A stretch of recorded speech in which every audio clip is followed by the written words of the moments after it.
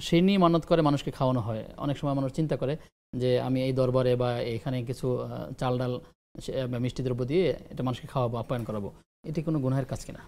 ধন্যবাদ। সেন্নি মানত করে খাওয়ানো এটা দুইভাবে হতে পারে।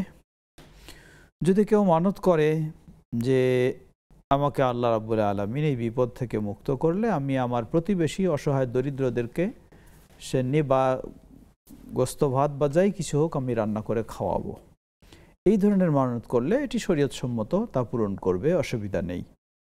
কিন্তু কেউ যদি মানত করে যে আমার এই ফল হলে বা এই সফলতা পেলে আমি অমুক মাজারে গিয়ে সেখানে মানত করব, সেখানে কিছু খাওয়াবো, খাদ্য দিব বা সেন্নি দিব বা আরও কিছু দিব, তাহলে বলবো এটি হারাম, এটি শিরক।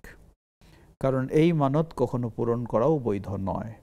কারণ মাজারে যে মৃত মানুষ রয়েছে সে তো খাবে না, কারো খাওয়ার বিষয় নেই। বরং এইভাবে সেখানে নিয়ে যাওয়ার কারণে কেউ বলবে সেখানে তো ফকির মিসকিনরা খায়। জবাব, ফকির মিসকিন খায় ঠিক আছে, কিন্তু ফকির মিসকিনরা সেখানে কি করে? কবরের কাছে কেন যাবে? সেখানে গিয়ে সবাই ওই কবরের মৃত ব্যক্তিটার কাছে মাথা নত করে, তার কাছে কান্নাকাটি করে, যার ফলে এটি হলো ইসলামের সবচেয়ে বড় অন্যায়, শিরক।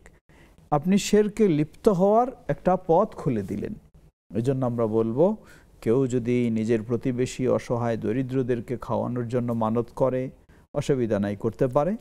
কিন্তু এই ধরনের কোনো মাজার, কবর বা ইত্যাদি কেন্দ্রিক যদি কেউ করে থাকে, এটি অবশ্যই হারাম এবং শিরকের কাজে নিজেও লিপ্ত হবে, মানুষকেও শিরকে লিপ্ত করার মতো পথ খুলে দেবে।